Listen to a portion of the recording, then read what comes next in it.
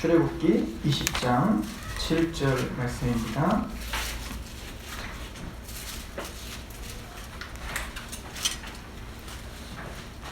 한 목소리로 같이 봉독할까요? 출애굽기 20장 7절 시작. 너는 내 하나님 여호와의 이름을 망령되게 부르지 말라. 여호와는 그의 이름을 망령되게 부르는 자를 죄 없다 하지 아니하리라. 아멘. 우리는 십계명을 강의하면서 지금 세 번째 계명에 다다랐습니다.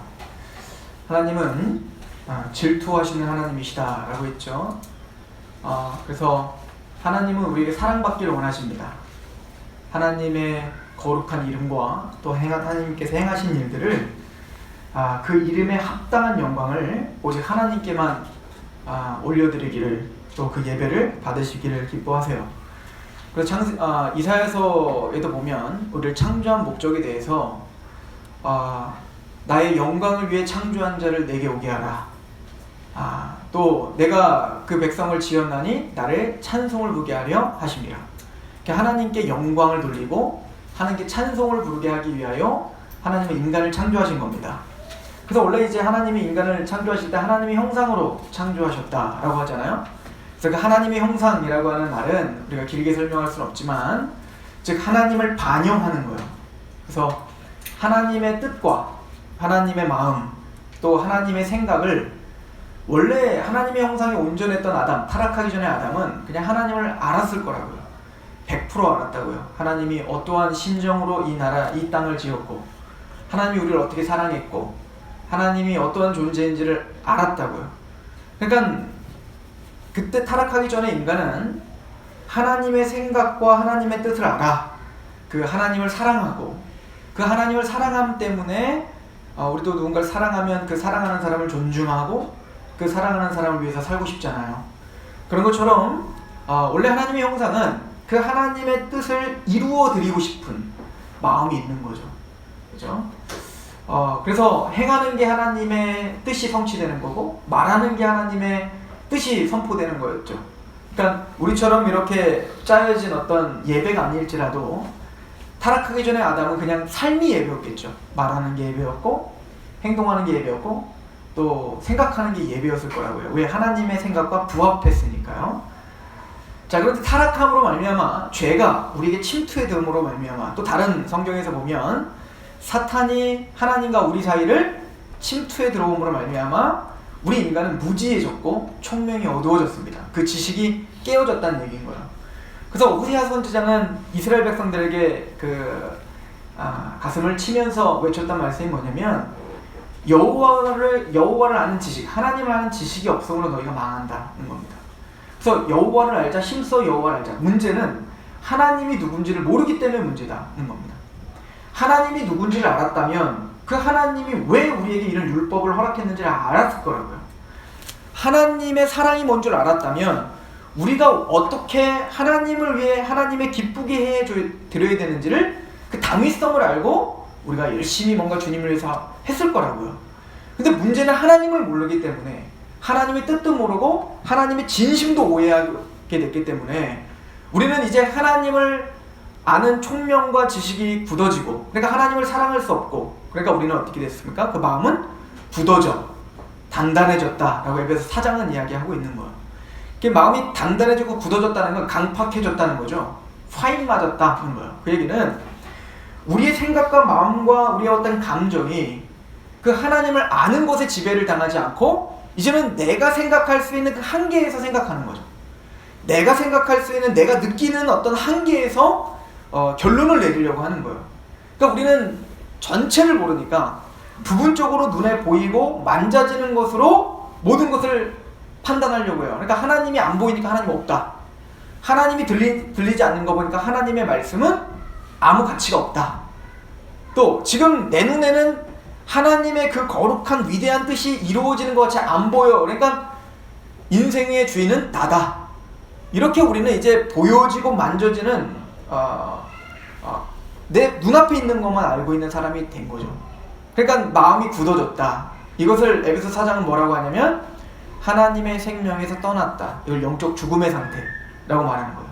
우리가 그렇게 허물과 죄로 죽어 있었다. 그때에는 우리는 욕심대로 행했다. 그래서 방탕에 방임하여 욕심대로 행하는 자가 됐다. 그래서 이제 이기적인 윤리가 됐죠. 우리 오전 예배 때 말했듯이 죄인들의 특징은 바로 자기중심적 사고를 한다는 거잖아요. 그러니까 내 감정이 좋고 내가 옳다면 옳은 거예요. 그것을 누구도 내가 옳다는 것을 틀리다 맞다라고 할 수 있는 게 없다는 거예요. 이게 시대가 가면 갈수록 더 심화되고 더 강해지죠. 그래서 이것을 우리는 포스트 모던 시대라고 해요. 오늘 우리가 살고 있는 게 이제 포스트 모던이에요. 그러니까 어떤 전통도 없고 질서도 없고 진리도 없다 이거예요. 이걸 우리는 진리의 파편화라고 하는데, 이 진리는 다 파편화돼서 다 의미가 있고 다 그게 다 진리지 어떤 걸 진리라고 하면 안 되는 겁니다. 그러니까 우리 젊은이들이 더 자유분방해지잖아요.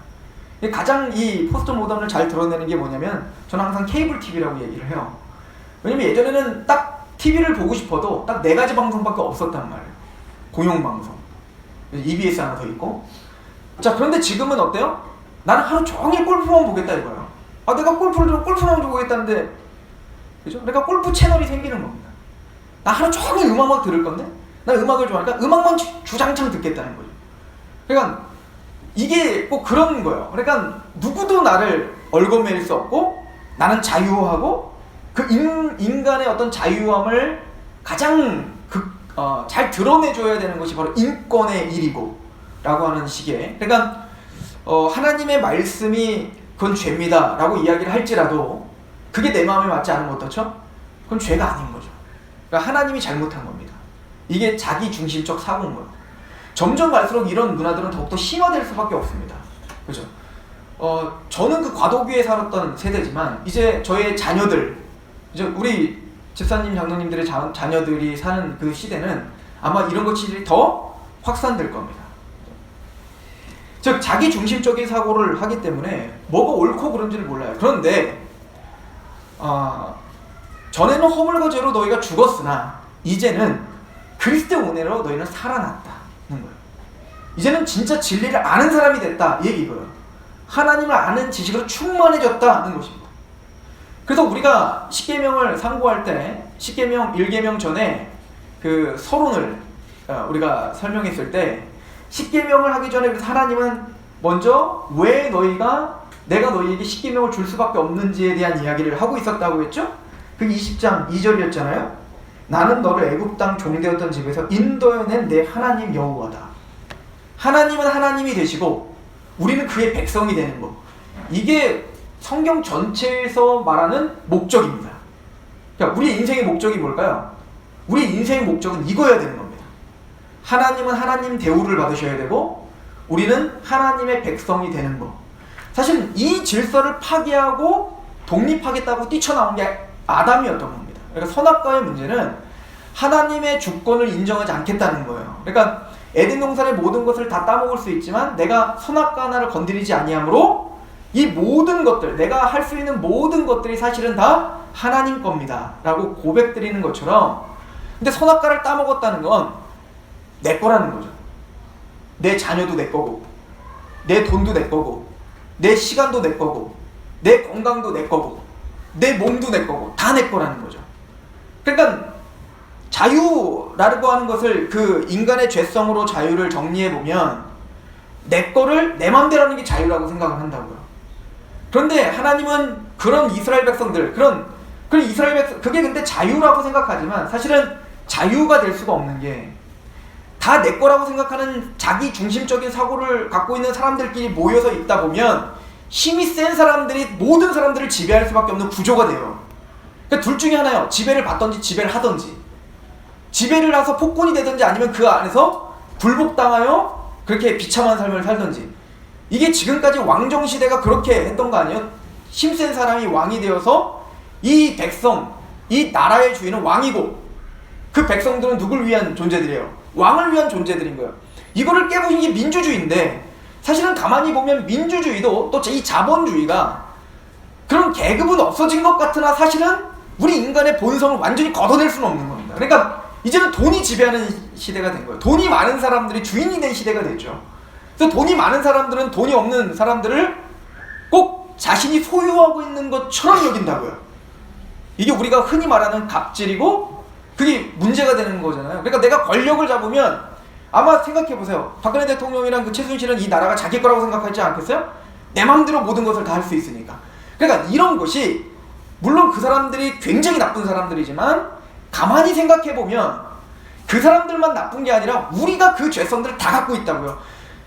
우리는 하나님이 우리에게 허락하신 자녀를 유업이라고 성경은 가르쳐줘요. 유업이라는 것은 내 것이 아니라 하나님이 하나님의 것인데 그 하나님의 소중한 자녀를 나에게 위탁하신 거예요. 그래서 우리는 그를 내 소유권으로 인정해서 내 맘대로 그 아이를 이래라 저래라 하는 게 아니라 관리해주고 보호해주고 하나님의 뜻 앞에 잘 자랄 수 있도록 도와주는 역할이라고요. 근데 우리는 자칫 잘못하면 어떻게 되죠? 내 소유인 양 윽박지르고, 물론 이제 우리는 그렇게 얘기해요. 나를 위해서니? 너를 위해서지? 근데 가만히 생각해보면 나중에 커보면 너를 위해서가 아니라 나를 위해서였어라고 고백하게 될 수밖에 없게 됩니다. 그러니까 우리는 이게 사랑하는 자녀에게도 그렇다면 남한테는 어떻게 될까요? 이게 더 하겠죠. 우리 힘이 없고 돈이 없어서 우리는 아닌 척하고 사는 거예요. 즉 우리는 그렇게 세상의 원리대로 이기적인 자기 중심적인 사고대로 살아가는 사람들. 이거를 에베소서 2장은 뭐라? 허물과제로 죽어 있었는데 너희는 그때는 세상 풍조를 따르고, 우리는 그걸 뭐라면 트렌드라고 말해요. 이게 우리 문화예요. 아, 옆집 개똥이도 그렇게 살아. 옆집 영인애도 그렇게 산다고요. 그러니까 나만 나쁜 사람이 아니라 원래 세상은 그렇게 사는 거야. 네가 살아봐. 네가 살아보면 다 그렇다는 건 너는 나중에 알게 될 거야. 네가 아직 살아온 연수가 부족해서 세상을 몰라. 이게 어른들이 항상 하는 얘기잖아요. 근데 세상 풍조를 따르는 게 자랑은 아닌 거예요. 그걸 뭐라고 하냐? 세상 풍조를 따르고 공중권세 잡은 자를 따랐다라고 말한다고요. 그러니까 우리는 자유, 이게 트렌드야. 내 맘대로 사는 게 이게 자유지, 이게 좋은 거지 라고 말하지만 천만의 말씀, 어떤 누구도 자유인은 없는 거예요. 문화에 휩쓸려 사는 거고, 옆집 개똥이네와 영이네와 철수네, 그 다수결의 원칙으로 하나님은 A라고 살으라고 자꾸 말을 하는데 이 내 주위에 있는 모든 사람들은 B라고 자꾸 얘기한다고. 그러니까 우리는 어디 휩쓸려요? 다수결 원칙을 하는 거예요. 하나님, 우린 100명이 그렇게 하고 하나님 혼자 그렇게 하니까 하나님 포기하세요. 이게 뭐냐면 선악과예요. 그러니까 하나님은 하나님 자리에, 우리는 그의 백성 자리에 있는 게 아니라 하나님을 내 소유로 여기고, 당신은 내가 원하는 거 그냥 잠잠코 들어주세요. 그럼 내가 헌금도 드리고, 내가 가끔 시간도 드리고, 내가 가끔 하나님이 하라는 거 내가 몇 가지 할 테니까 너무 내 인생에 속속은 다 참여하지 마시고요. 날 좀 자유롭게 내버려 두시고 그냥 내 맘대로 좀 살게 냅두시고 그냥 하나님을 하세요. 내가 시키는 거나 좀 하세요. 이거예요. 하나님은 내 자녀 잘 되게나 좀 해주시고 나 좀 건강하게 좀 해주시고, 그냥 하나님은 잠잠코 내가 기도하는 거나 들어주시지 뭘 해라 마라 그렇게 하지 마세요. 너무 재밌는 건 이런 삶의 태도가 이스라엘의 역사 내내 그랬다는 겁니다. 하나님을 섬긴다고 하면서. 근데 너무 재밌는 건 이런 삶을 우리가 살고 있는 겁니다. 말로는 하나님을 존중한다고 하지만 그 안에서는 하나님이 내 몸종이 된 거예요. 그래서 하나님은 내 소원을 들어주시는 분이지 내가 하나님의 말씀에 복종해야 된다는 개념을 말은 해. 다 말은 해. 하나님 우리의 왕입니다. 누가 그걸 거부하겠냐고요. 누가 거부해. 예수님 나의 주님입니다. 이거 누가 거부하냐고요. 예수님 나의 주님입니다. 주님이란 뜻이 뭐? 나 왕이에요. 왕은 내 모든 인생의 주인이시고 그 주인 마음대로 하고 우리는 무익한 종이라고 고백하는 게 하나님과 우리와의 질서예요. 근데 우리의 삶은 어떻죠? 말은 번지르르하게 하나님의 종입니다. 주여 주의 뜻대로 하옵소서. 주님이 가라 하시면 가겠나이다. 주님이 멈추라면 멈추겠나이다 라고 말은 하지만 우리 행동은 주님이 멈추라면 주님 좀 다시 생각해 보세요. 주님이 가라면 하나님 내가 지금 힘든데 어딜 가라 하십니까? 우리는 끊임없이 말은 하나님 앞에 순복한다고 말하지만 행동으로는 그 하나님을 멸시하며 삽니다. 이게 초대교회도 그랬어요. 우리 디도서 한번 가보시겠어요? 디도서.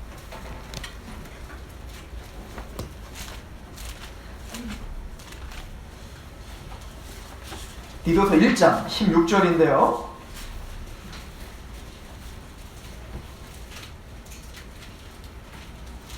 이 거짓 선생들이 너무 많았습니다. 이때에도. 그러니까 모든 서신서마다 그 거짓 선생들, 말씀을 말씀답게 가르치지 않는 선생들이 너무 많았던 거죠. 14절부터 제가 읽어보면 유대인의 허탄한 이야기와 진리를 배반하는 사람들의 명령을 따르지 않게 하려 함이라.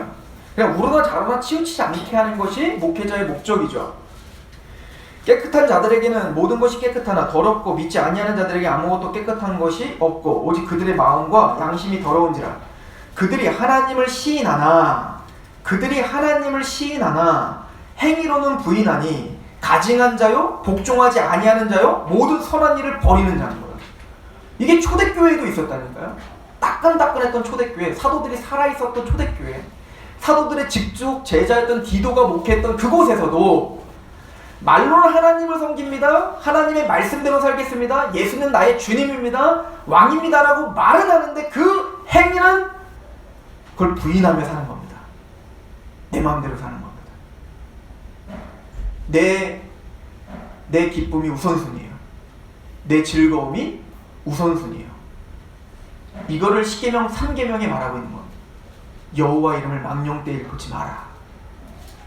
여호와 이름을 망령되이 일컫는 것은 안티크리스찬들만의 문제가 아닙니다.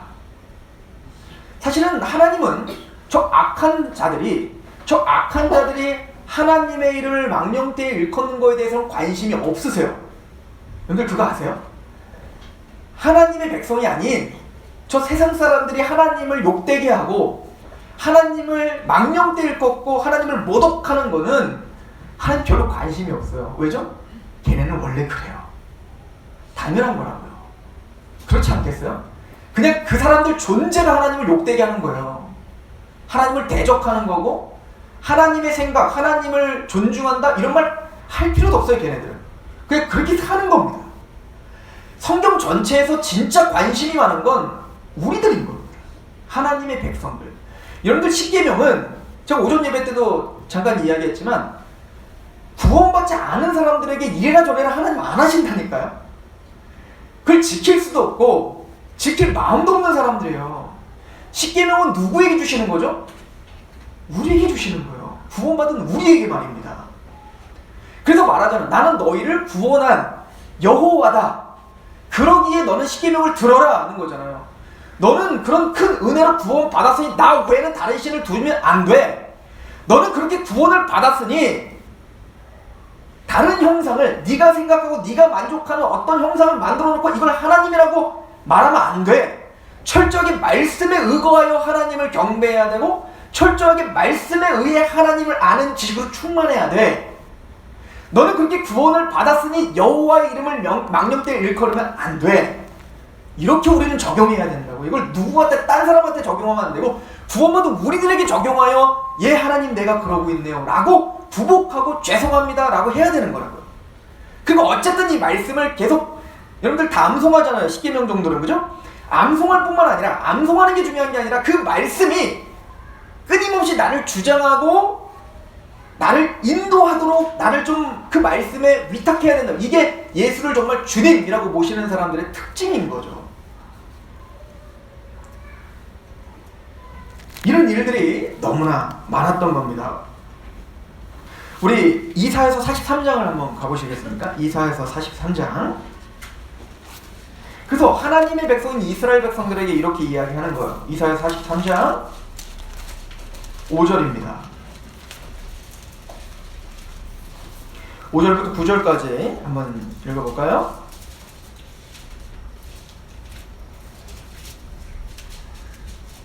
시작. 내가 너와 함께 하여 내 자손을 동쪽에서부터 오게 하며 서쪽에서부터 너를 모을 것이며 내가 북쪽에 이르기를 내놓으라 남쪽에 이르기를 가두어 두지 말라 내 아들들을 먼 곳에서 이끌어 내 딸들을 땅 끝에서 오게 하며 내 이름으로 불려지는 모든 자 곧 내가 내 영광을 위하여 창조한 자를 오게 하라. 그를 내가 지었고 그를 내가 만든다. 여기까지만 보겠습니다. 하나님은 우리를 뭐라고 이야기하냐면 내 이름으로 불려지는 모든 자, 그러니까 여호와의 이름으로 불려지는 자, 이게 누구예요? 우리예요. 그래서 43장 1절에 보면 창조하신 여호와께서 지금 말씀하시느니라 이스라엘아 너를 지으신 이가 말씀하시느니라 너는 두려워하지 말라 내가 너를 구속하였고 내가 너를 지명하여 불렀나니 너는 내 것이라. 그러니까 이거는 세상에게 말하는 게 아니라 누구에게 말하죠? 창조할 뿐만 아니라 구원받은 하나님의 백성들, 그들에게 말합니다. 그들은 내 이름으로 불려졌다. 이게 무슨 얘기입니까?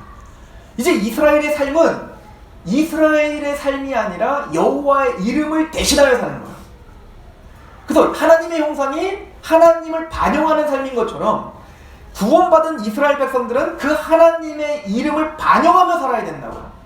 그래서 우리를 뭐라고 해요? 그리스도의 편지, 향기, 빛과 소금, 빛을 내고 맛을 내고 읽혀지고 향기가 나는 거죠. 누구의 향기? 하나님과 그리스도의 향기 말입니다. 그런데 우리 42장 한번 가보세요. 42장.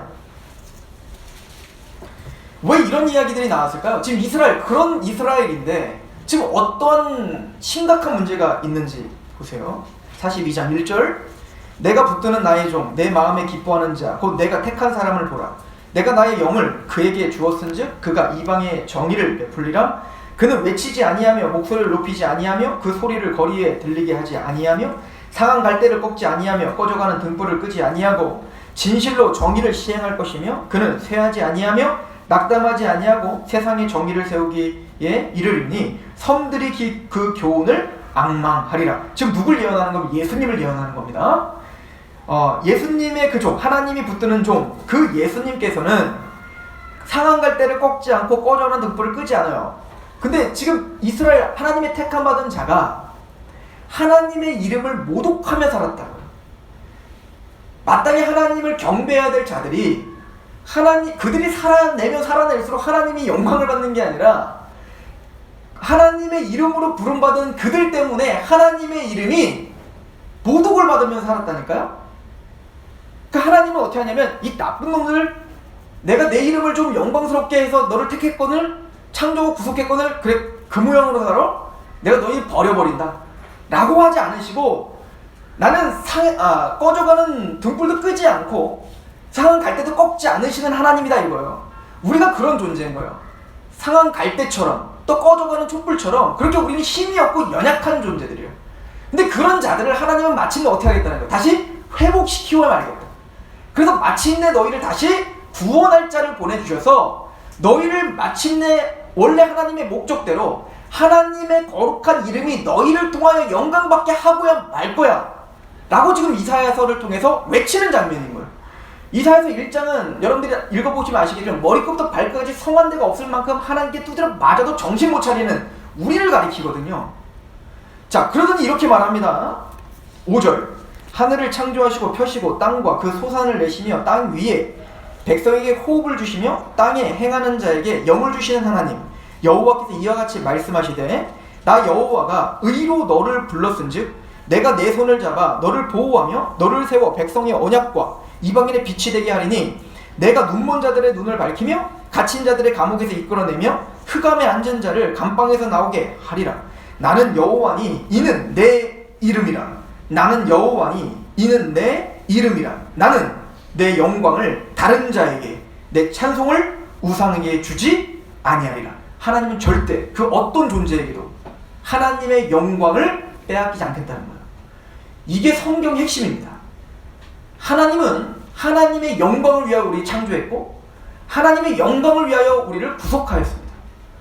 그래서 우리의 삶을 통하여 마침내 하나님의 이름이 더 높아지고 하나님의 영광이 더 높여져야 돼요. 근데 이스라엘 백성들을 보면 그들의 삶을 통해서 어떻게 됐죠? 하나님의 이름이 더 땅에 실추됐다고요. 우리의 삶을 통해 하나님이 더 모독당한다고요. 여러분들 왜 불신자들이 기독교를 이렇게 우습게 보는 겁니까? 우리 때문이죠. 하나님 때문이겠어요? 우리 때문이죠. 우리가 그렇게 보인 겁니다. 교회가 그만큼 빛의 역할을 하지 못한 거고 우리는 그만큼 소금의 역할을 하지 못한 거죠. 그 열매를 그대로 하는 거예요. 예수님이 예언한 대로 됐어요. 만약에 소금이 그 맛을 잃어버리면 땅에 밟힐 뿐이라는 거예요. 교회가 마땅히 소금이라는 거 어떤 맛일까요? 좀 선행을 많이 하는 거? 좀 도덕적으로 윤리적으로 좀 깨끗하게 사는 거? 아니면은 사회활동을 통해서 교회 시장이나 어떤 장관들이나 국회의원들이 와가지고 와, 이 교회 참 사회봉사 많이 하는데요? 이런 칭찬 듣는 거? 그런 걸 하려면 큰 교회가 돼야겠죠. 그러나 예수님이 말하는 그 소금이라고 하는 건 복음의 맛인 거예요. 말씀의 맛을 잃어버리지 않는 겁니다. 하나님의 말씀대로 살면 세상이 지탄받을 일들이 많아요. 그런데 우리는 그거 다 피해가려고 하는 겁니다. 그래서 세상이 좋아하는 일만 하려고 하는 거예요. 세상이 싫어하는 거는 전하려고 하지 않아요. 근데 그게 소금의 맛인데, 세상으로 하여금 당신들은 죄인입니다를 외치기보다 우리는 당신들을 섬기러 왔습니다. 당신들 참 잘하는데 우리가 좀 도와줄게요. 이게 교회의 사명은 아니라고요. 교회는 하나님의 말씀을 이걸 듣기 좋건 듣기 싫건 그냥 그것을 맛을 잃어버리지 말고 전파하고 그것을 위해서 꿋꿋하게 걸어가는 게 교회의 일이란 말입니다. 그 일을 하려다 보면 우리는 더 우리가 거룩해야 된다는 필요가 느껴져요. 왜냐하면 옳은 말을 하면 할수록 세상 사람들은 더 꼬치꼬치 물으려고 하잖아요. 이번에 문재인 대통령이 왜 이렇게 힘들죠? 문재인 대통령이 한 얘기가 있으니까 그런 거예요. 나는 5대학을 절대 들어오지 않겠다. 또 그렇게 이번 정부는 윤리와 도덕적인 정교가 되고 싶다. 또 그렇게 하고자 하는 행보를 한다고요. 그러니까 그 잣대가 더 높아진다고요. 자기들은 그렇게 못 살면서도 계속 공격하는 거 아니에요? 근데 그걸 또 뭐라고 할 수는 없어요. 자초한 거예요. 그렇게 하기로 한 거거든요. 그게 우리들인 겁니다. 우리는 그걸 자초하며 걸어가는 사람들이에요. 세상 사람들은 그 원리대로 살아가요. 사실은 아무리 따져봐도 그들보다 교회가 더 낫다니까요. 그러나 그들이 보기에는 교회가 더 더러워 보이는 겁니다. 왜? 말과 행위가 다르니까. 거기서 배신감이 느껴지는 거거든요. 그래서 우리는 더 거룩해야 된다라고 하는 마음이 생기는 겁니다. 왜 우리가 예수님이 너희는 소금이야. 그리고 바로 이어서 뭐라고? 너희는 그래 빛이야. 착한 행실을 통해 세상으로 하여금 하나님께 영광을 돌리게 해. 왜 그게 따라오는 거죠? 우리는 우리의 삶이 아니라 이제는 그리스도인이거든요. 그리스도인이란 우리는 예수 믿는 자입니다. 우리는 밥 먹을 때만 그리스도인이면 안 돼요. 밥 먹기 전에 기도하는 걸로만 그리스도인인 걸 표현하고 우리가 일을 하고 우리가 생각을 하고 프로젝트를 하나 만들고 또 우리가 가정에서 자녀를 키우는 데는 전혀 크리스찬이 아니라면 그게 그런 행위들을 통해 하나님의 이름이 망령되게 일컫게 되게 되는 거예요. 항상 말하지만 설교하는 제가 힘들까요? 설교 듣는 여러분들이 힘들까요? 제가 힘든 거예요. 제가. 저는 가르치는 자잖아요. 그러니까 이 말씀이 얼마나 더 무겁겠냐고요. 제가 여러분보다 더 잘 살겠어요? 천만의 말씀이에요. 제가 여러분보다 더 잘 살지 않아요. 여러분보다 더 거룩해서 목사 된 거 아니라고요. 어쩌다 보니 목사가 되어 뒤를 돌아보니까 하나님 불러주신 것 뿐이지, 또 여러분들에게 주신 은사가 있고 저에게 주신 은사가 다른 것 뿐이지 인격과 도덕과 윤리가 여러분보다 훨씬 월등하여 제가 목사 된 건 아니라고요. 저도 이렇게 좀 너그러운 마음으로 봐주시고 해야 될 필요는 있어요. 근데 지금 중요한 건, 그래서 우리는 목사든 선포하는 목사든 듣고 있는 여러분이든, 저도 설교를 하고 집에 들어가서 그래서 저는 말씀을 또 봐요. 들어요. 두 가지 목적이에요. 첫 번째는 설교 잘했나? 오늘은 승질 안 냈나? 이것 때문에 이제 보는 거고, 두 번째 목적은 저도 강대상을 내려가면 여러분처럼 한 명의 성도가 되어 제가 선포한 말씀이자 그게 하나님의 말씀이라고 믿고 그거에 저를 비춰봐야 된다고. 그러니까 얼마나 마음이 저는 힘들겠냐고요. 저 뻔뻔스럽게 저기 얘기하는 거 봐. 저도 그렇게 보인단 말입니다. 그러나 우리 그렇게 함께 걸어가는 사람들인 겁니다. 하나님은 항상 십계명 강해를 하면서 우리가 유념해야 될 것은, 하나님은 완벽을 요구하시지 않는다는 걸 명심하셔야 됩니다. 하나님은 우리의 마음을 요구하시는 거지 완벽을 요구하지 않아요. 여러분들, 진짜 참된 부모란 자녀들에게 완벽을 요구하는 부모는 잘못되고 병든 부모예요. 부모는 이 자녀가 1등하기를 바라는 부모는 그거는 병든 부모라고요. 진짜 부모는 1등이 문제가 아니라 최선을 다하기를 바라는 겁니다. 적어도 네가 할 일은 최선을 다해서 해. 그렇게 해서 열매가 1등이든 꼴찌든, 꼴찌 할 수는 없어요. 그렇게 하면 1등이든 꼴찌든, 그러나 네가 정말 진심으로 최선을 다했다면 내가 응원해줄게. 이게 진짜 부모잖아요. 우리 마음은 다 그렇잖아. 안 그렇지만, 우리는 현실은 그렇지 않지만 그래도 우리가 생각할 이상향은 그렇잖아요. 자녀를 보면 안 그렇지. 다 무너지지. 알아요. 그러나 우리 이상형은 그런 것처럼 우리도 현실 속에서는 다 무너져요. 하나님 말씀대로 사는 게 힘들거나 무너진다고요. 그럼 하나님이 우리에게 원하시는 건 마음이라고요. 마음. 여호와 이름을 정말 존중히 여기는 마음을 원하신다고요. 또 하나 중요한 거, 왜 우리가 하나님의 이름을 망령되 일컬면 안 될까요? 그 망령되 일컬면 우리 하나님이 뒤통수 치세요? 막 우리가 하나님 이름을 망령되 일컬면 막 왠지 하나님이 막 차를 뒤집으실 것 같아요? 그건 율법적입니다. 그렇게 생각해서 우리는 하는 거 아니에요. 하나님 우리 그러신 분 아니에요. 여러분들, 내 자녀가 나쁜 짓을 했어요. 그것 때문에 내 이름이 실추됐어요. 당연하죠. 내 자녀가 잘못하면 내가 욕먹는 거 맞잖아요. 그렇다고 해서 그 자녀를 막 가는데 막 얄미워 그래갖고 막 가고 있는데 막 발로 막 걷어차고 막 차를 탔는데 막 안전벨트도 막 고장내키고 막 그래요? 그럼 말도 안 되는 일인 거예요. 물론 슬프죠. 답답하죠. 화도 나죠. 그러나 내 자녀는 자녀인 거예요. 더 울면서 기도하게 되고 그 자녀 때문에 마음이 더 아프고, 어쨌든 그 자녀가 내 마음을 좀 알아줬으면, 어쨌든 내 자녀가 적어도 이 세상에서 훌륭하다라고는 칭호는 받았으면, 내 자녀가, 여러분들 그래서 금수저, 흑수저 이렇게 말하는데 우리는 보통 흑수저들이잖아요. 사실 그런 말도 틀린 거예요. 왜냐면 거기서 말하는 흑수저, 금수저는 잣대는 세상적인 잣대인 겁니다. 돈이 없고 권력이 없으면 흑수저예요? 돈이 없고 권력이 없어서 더 중요한 걸 가르칠 수 있잖아요. 우린 금수저들이잖아요. 정직을 가르칠 수 있고 믿음을 가르칠 수 있고 하나님을 가르쳐줄 수 있단 말입니다. 그래서 내 자녀가 금수저로 태어났다고 믿고 가르쳐야죠. 그게 우리의 가치관 아닐까요? 그래서 적어도 세상 사람들에게, 적어도 훌륭한 사람이라 돈은 없더라도 공부는 못하더라도 내 자녀를 친구들이 좀 좋아하는 애였으면 좋겠고, 또 사회에 뭔가 그 일을 감당해내는 자녀였으면 좋겠다라고 생각을 하잖아요. 그래서 주님은 말하는 거예요. 네가 감히 내 이름을 망령되 일컬어? 그것 때문에 뭐라는 게 아니라 1차적으로는 물론 맞죠. 하나님의 영광이 드러나야 되니까. 그러나 아비된 심정으로 본다면 우리가 좀 훌륭해졌으면 좋겠는 겁니다. 적어도 우리가 하나님의 자녀로서, 적어도 내 자녀가 그러는 건 자존심 상한 거예요. 하나님이. 저 세상 사람들이 그러는 건 별 관심이 없다. 원래 그렇다니까 걔네들은. 그런데 적어도 내 이름으로 부른 자, 그 사람들을 향해서는, 그 하나님의 자녀들에 있어서는 세상의 지탄을 받아 하나님의 이름이 그들을 통해서 땅에 떨어지게 하는 것이 자존심 상하는 겁니다. 나는 절대 내 영광을 다른 자에게 뺏기지 않아. 그래서 내가 너를 포기하겠다고? 아니, 너를 통해서 반드시 우리 가문의 영광이 드러나게 할 거야. 그 얘기인 겁니다. 하나님은. 에스겔서 한번 가보시겠어요?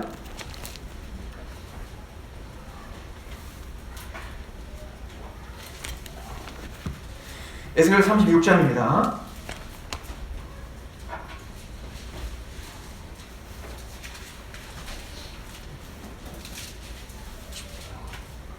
(36장) 20절에서부터 보면, 20절부터 적어볼게요. 그들이 이른바 그 여러 나라에서 내 거룩한 이름을 그들로 말미암아 더러워졌나니, 곧 사람들이 그들을 가리켜 이르기를 이들은 여호와의 백성이라도 여호와의 땅에서 떠난 자라 하였습니다. 하나님의 이름으로 부름받은 이스라엘이 약속의 땅 가나안에서 하나님의 영광을 드러내는 게 아니라 그들로 하여금 하나님의 이름이 욕보였다고요. 어찌 보면 그게 남 얘기가 아니라 우리 얘기잖아요. 우리를 통해서 내 믿지 않는 남편이 하나님을 봐야 되고, 내 자녀들이 하나님을 봐야 되고, 세상 사람들이 하나님을 야, 적어도 하나님 믿는 사람은 정말 다르네. 그렇게 우리를 통하여 하나님이 영광 받으셔야 되는데, 우리가 가는 곳마다 우리 때문에 하나님 안 믿겠다는 거예요. 이게 하나님의 이름을 모독하는 겁니다. 망령띠를 걷는 거라고요. 그런데 21절 보십시오. 그러나 이스라엘 족속이 들어간 그 여러 나라에서 더럽힌 내 거룩한 이름을 내가 아꼈다. 하나님은 하나님의 거룩한 이름을 진짜 사모하십니다. 하나님은 하나님의 거룩한 이름을 진짜 사랑하시고 그 이름을 아끼신다고요. 왜냐면 여러분들, 하나님의 이름엔 다 의미가 있어요. 하나님의 이름이 뭐예요? 여러분들 생각나는 게 뭐예요? 엘로힘, 창조주죠. 능력자죠. 여호와, 언약의 하나님이라는 뜻이죠. 구속하시는 분이라는 뜻이죠. 여호와 라파, 하나님의 백성들을 치유하시고 고치시는 하나님이라는 뜻이죠. 여호와 니시, 하나님 우리의 깃발이 되셔서 우리의 목적이 되시며 우리 모든 군대 장관이 되시고 우리를 주관하시는 분이라는 뜻이죠.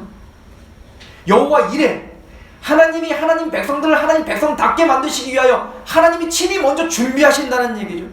하나님이 다 행하시겠다는 얘기 아니에요? 그래서 그 여호와 이름이 더럽혀지면 안 되는 겁니다. 그 여호와 이름에는 하나님의 성품이 담겨 있어요. 그 여호와 이름에는 하나님이 우리에게 행하신 그 은혜가 담겨 있습니다. 여러분들, 우리에게 하나님이 행하신 일들은 값어치 없는 게 아니라고요. 하나님이 우리에게 행하신 일들은 우리가 상상하는 것 이상으로 하나님을 찬양하고 경배하고 우리 모든 인생을 드릴지라도 다 표현할 수 없는 겁니다. 그걸 믿으시죠? 그래서 여호와 이름은 귀한 거예요. 그래서 여호와 이름은 존귀하고 우리를 통해서 영광받게 합당하신 거예요. 그래서 사람들에게 여호와 이름을 전한다는 건 하나님 이름 여호와야, 이걸 전하는 게 아니라 하나님이 나에게 이렇게 행하셨어, 하나님이 우리를 이렇게 만드셨지, 하나님은 창조자야, 하나님은 지금도 우리를 인도하시고 치유하시고 준비하시고 우리를 인도하신 목적이 되셔, 우리의 모든 완성이 되셔. 그것을 우리의 삶 전체를 통해서 드러내고 영광을 돌리는 것, 이것이 우리가 해야 될 일이란 말입니다. 그런데 이들은, 하나님 백성들은, 우리는 그곳에서 하나님의 이름을 더럽혔다고요. 우리는 그걸 믿는다고 하지만 그것을 자랑하는 것을 말로 하는 것 같으나, 아까도 디도서에 말로는 시인하는 것 같으나 행동으로 다 까먹고 산다고요. 하나님 어떻게 하실까요? 그러면 22절, 그러므로 너는 이스라엘 족속에게 이르기를 주 여호와께서 이같이 말씀하시기를 이스라엘 족속아, 내가 이렇게 행함은 너희를 위함이 아니요 너희가 들어간 그 여러 나라에서 더럽힌 나의 거룩한 이름을 위함이라. 여러 나라 가운데서 더럽혀진 이름 곧 너희가 그들 가운데서 더럽힌 나의 큰 이름을 내가 거룩하게 할지라. 내가 그들의 눈앞에서 너희로 말미암아 나의 거룩함을 나타내리니 내가 여호와인 줄을 여러 나라 사람이 알리라. 주 여호와의 말씀이니라. 하나님은 그 거룩한 이름을 다시 회복하고야 합니다. 왜? 그 거룩한 이름을 아끼시니까. 그래서 하나님이 결정하신 게 있어요. 이스라엘 백성들에게 너희들이 가는 곳마다 나의 이름을 자꾸 더럽히니까 나는 내 거룩한 이름을 아껴서 너희를 통하여 반드시 그 거룩한 이름을 회복하게 할 거야. 그 방법이 뭐죠? 24절, 내가 너희를 여러 나라 가운데서 인도하여 내고 여러 민족 가운데서 모아 데리고 고국 땅에 들어가서 맑은 물을 너희에게 뿌려 너희를 정결하게 하되 곧 너희 모든 더러운 곳에서와 모든 우상 숭배에서 너희를 정결하게 할 것이며 또 새 영을 너희 속에 두고 새 마음을 너희에게 주되 너희 육신에서 굳은 마음을 제거하고 부드러운 마음을 줄 것이며 또 내 영을 너희 속에 두어 너희로 내 율례를 행하게 하리니 너희가 내 규례를 지켜 행할지니라. 28절 시작. 내가 너희 조상들에게 준 땅에서 너희가 거주하면서 내 백성이 되고 나는 너의 하나님이 되고야 한다. 이게 목적지였죠. 나는 너의 하나님이 될 거고 너는 나의 백성이 될 거야. 그러기 위해서 어떻게 될 거죠? 물을 뿌려 정결하게 하고 우상 숭배를 제거할 겁니다. 그리고 거기에 새 마음을 줄 겁니다.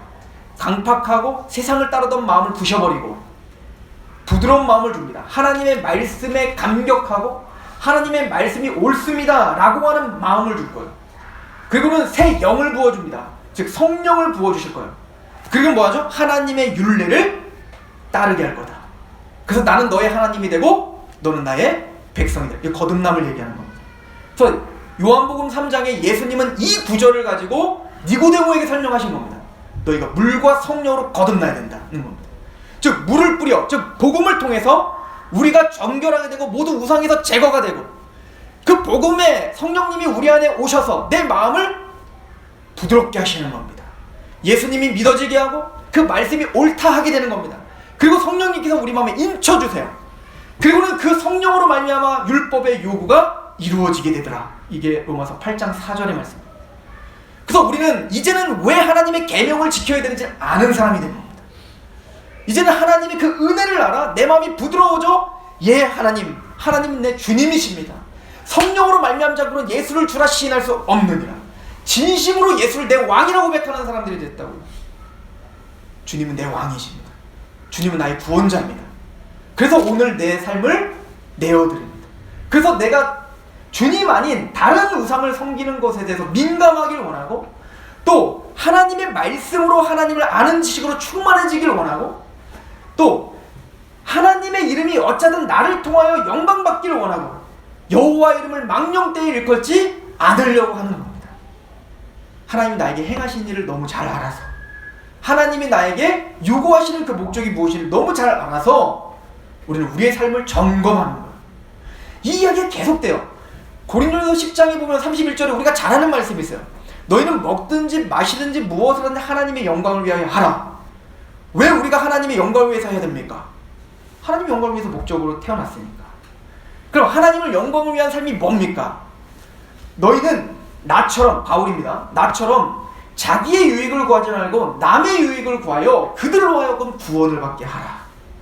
나를 통하여 어떤 선한 영향력이 끼쳐지고 나의 희생과 십자가를 통해서 이 사람이 구원받고 성장하는 것이 나의 목적입니다. 나를 통하여 여호와 이름이 영광을 받아 그가 예수 그리스도를, 하나님을 만나 성장하고 구원받는 것, 나의 이름을 통해 여호와 이름이 망령되이 걷지 않고 먹든지 마시든지 무엇이든지 하나님의 영광을 위한 삶을 살아. 나를 통하여 하나님의 영광이 드러나 그들이 그 영광을 보고 주님 앞에 굴복하게 하는 삶, 그런 예배자의 삶을 살길 원합니다. 이게 성도의 마땅한 태도다. 성경은 가르쳐주고 있는 것이죠.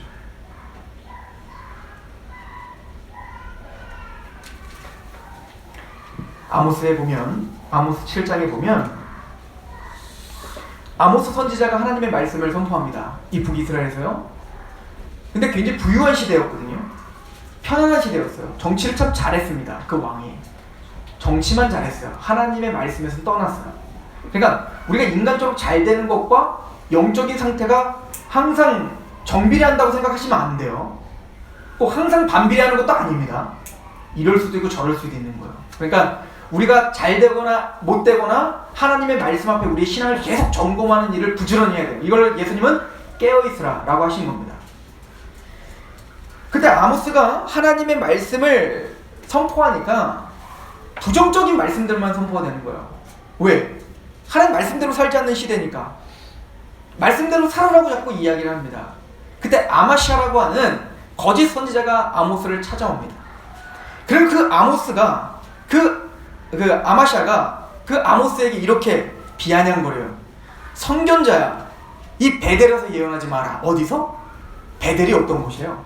야곱이 하나님 만난 곳이잖아요. 그리고 그곳에 베델이라는 뜻이 뭐예요? 하나님의 집입니다. 하나님이 소유권자고 하나님이 주권자며 하나님의 언약과 하나님의 말씀이 선포되는 곳입니다.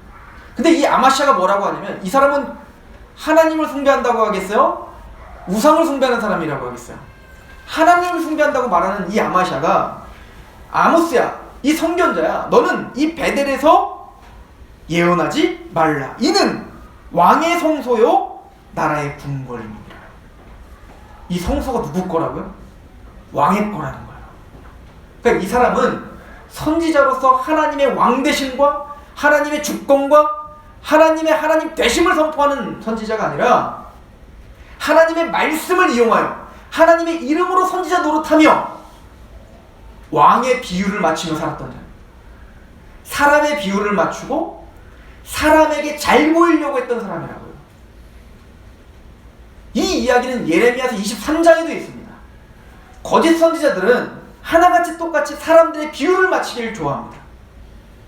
사람들의 욕심과 그 정욕을 죄입니다, 돌이키십시오 라고 말하는 게 아니라, 맞아, 그게 옳지, 너 잘하고 있어, 그냥 그렇게 살아 라고 이야기를 한다고요.